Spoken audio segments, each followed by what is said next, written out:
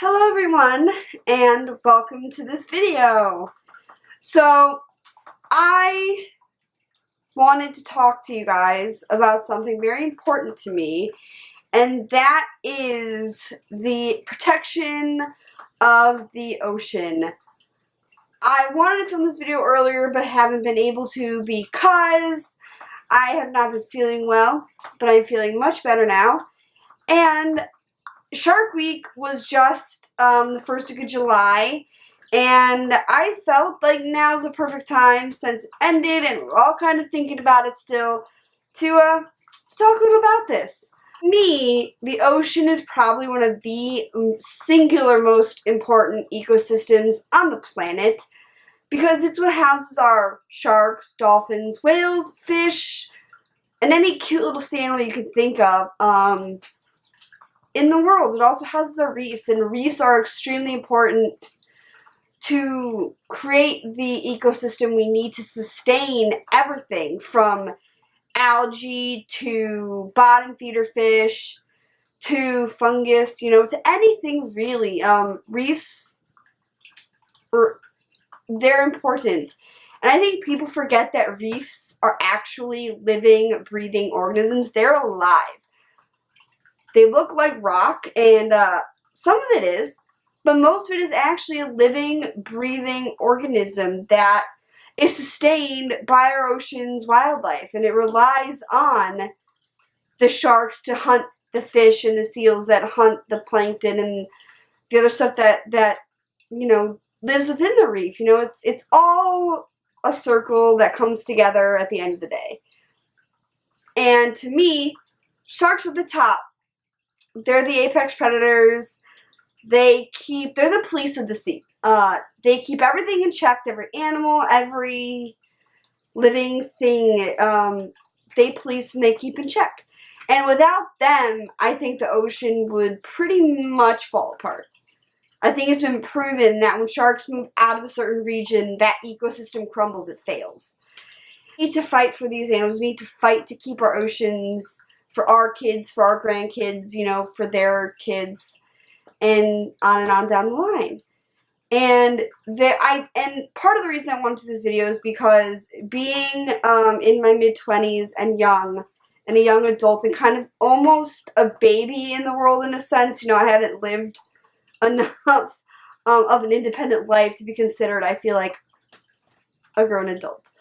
I'm 26 years old, but being in my mid-20s, I'm just starting out in the world. I'm just at that start line. I haven't reached the height of my potential yet. And I think that a lot of kids in my position and in my age group and generation, we don't know how to help.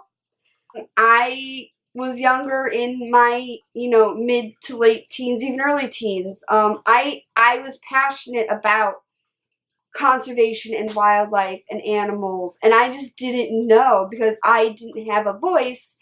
And even though I don't have a voice, I do think there are ways for our generation to help. I don't want to be the generation that loses the white shark or the tiger shark or the thresher or the blue or makos. And all those sharks, are in that realm. They're in that possibility that our kids might not know them. They just might read about them in books as an animal that once was, just like my generation read, about dinosaurs and saber-tooths and those animals that came before. And I have found that even though I'm not in politics or famous or am put on a platform to speak about this, that there were little things I can do to help, such as take the money that you would take in a week. Let's say it's $5 a day that you would take in a week and go to Starbucks or Caribou Coffee or whatever your local coffee place is. Take that money for 1 week and put it in a jar. And by the end of that week, you'll have $25, and that's all if that's the contribution you could make, that's huge. And if you did that maybe 3 times a year, that's $60. That's even more than that. It's like $70-something. If you're to put away like $20 or $25, 3 weeks out of the year. And with that money, you can do a myriad of things. You can send it into places such as, Sea Shepherd or Wildlife Warriors, which is Steve Irwin's charity at Australia Zoo. Or, there are other places you can go to. World Wildlife Fund, WWF. I'm sure you've all seen the shirts with the cute little panda on it with WWF on the bottom. They actually do adoptions where you can adopt animals for $25, $75, and $100, and even sometimes $55. You can adopt an animal that means that they're going to be, they're going to be researched. They're going to be saved. They're going to be safe at the end of the day. And even if you can't spend $100 to adopt, the highest package for an animal, they do have $25 packages where that's enough. I mean, $25 in the scheme of things, that's a pizza from, any pizza place in the U.S. That is a pizza. When you order pizza out, it's going to be at least $25, especially if you're feeding more than just one person. It's $20 when I order a small pizza from my pizza place. And when I have friends over, it's at least $40, $50. So, there are ways to help, and you guys can do so much.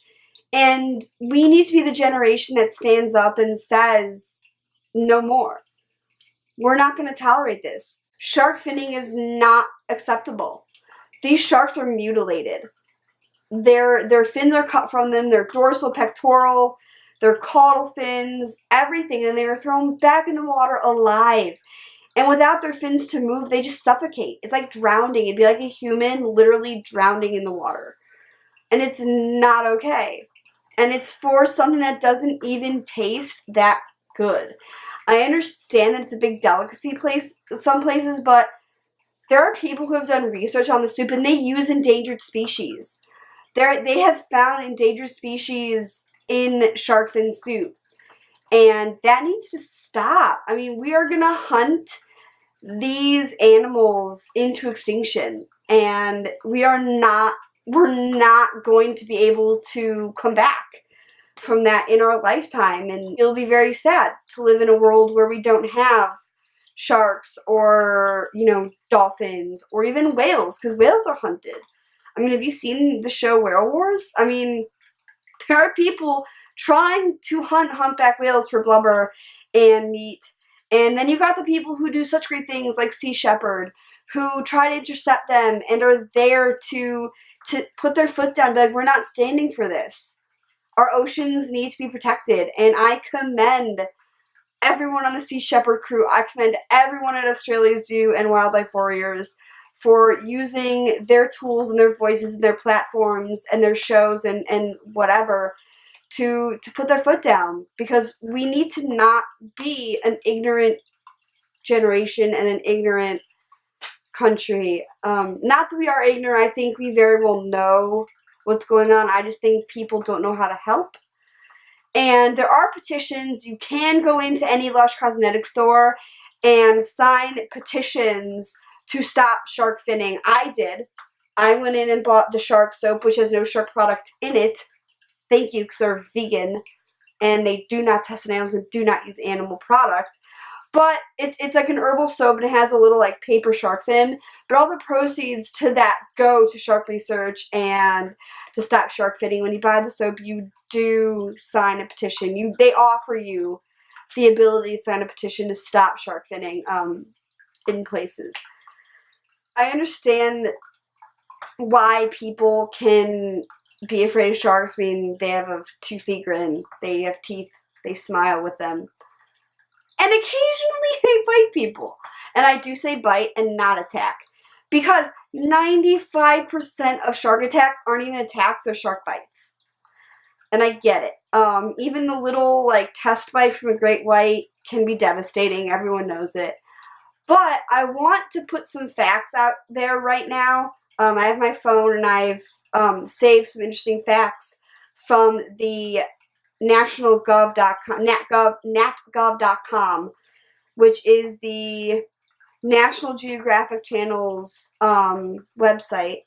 And I just want to say that I just want to put this out there, that the U.S. averages about 19 shark attacks a year, and 1 shark fatality every 2 years. That means if there are 20 shark attacks a year, that's 40. So that's 40 shark attacks in 2 years, and it's about 1 fatality a year. Which means about 98 to 99% of the shark attack victims live. They survive. They end up living and having a life, despite what they've endured. And I get it, it's a lot to endure, and I don't know what I would do if I was on the other side of that. But in retrospect, you have a greater chance of being killed by lightning, cars, airplanes, and I'm not afraid to get on an airplane and fly, nor am I afraid to have to walk in the rain if I have to walk my dog, nor am I afraid to get in my car and drive to work every day. It's something that I don't think about, I just do. And this is a really kind of staggering statistic for me. And it's for every human killed by a shark, humans kill approximately 2 million sharks a year. So if in 2 years, 2 people end up dying due to shark attacks, that's 4 million sharks that we kill in those 2 years. And yet there are still sharks in the open. I think that just goes to show how many animals there are. That the fact that there are still like millions of sharks out there and we can decimate, and I do say decimate, because the loss of 4 million animals every 2 years is a ridiculous amount, and it's decimating. It's completely and utterly decimating.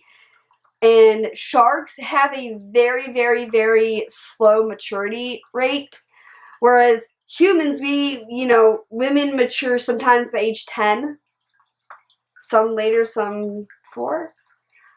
Sharks don't mature until they're almost 20 to 25 years old.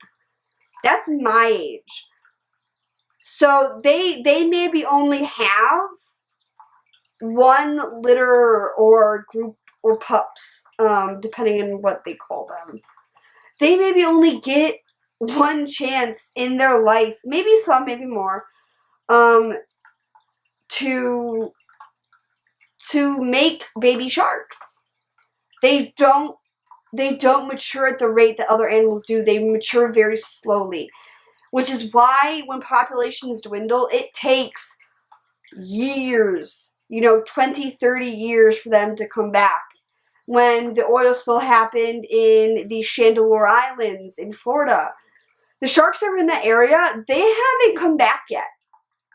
That population hasn't reemerged. It hasn't grown. It's not only whales and sharks are endangered. I mean, the ecosystem in general. Stingrays, seals, even seahorses, fish. They're all going to suffer from the repercussion of whaling and shark finning and the dolphin slaughters that happen in parts of the world. It needs to stop.